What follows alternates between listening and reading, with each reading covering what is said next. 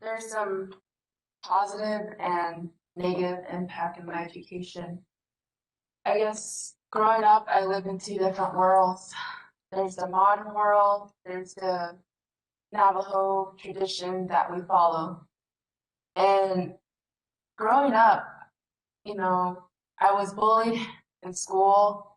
I was called an apple because my skin was red. Inside, I was considered white. I was always surrounded by the culture, the traditional culture.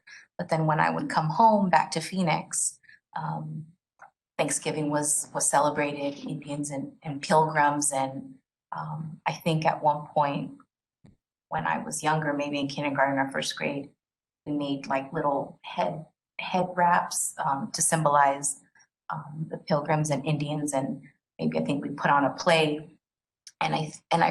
And now as an adult, through education, through self-awareness and self-exploration for myself, I realized that that was inaccurate. I think for me, it's been a lot of questions that needed to be answered because of what's been told throughout the years, and you learn things through the school system, you learn things through a story told by a person that does not identify with being Indigenous. And I went to school at a time with the Native Americans children where they were going to school and they were living in the boarding schools and they were going to school with us.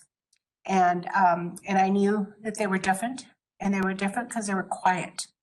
And the horrors of what they must have been going to was something that impacted me tremendously because I used to go home when I first started off at a Catholic school, when I went to public schools, when I found this, and I used to go home and I used to think about how horrible it would be to be separated from my parents. I just want to show proof that as us Indigenous people, we can make it.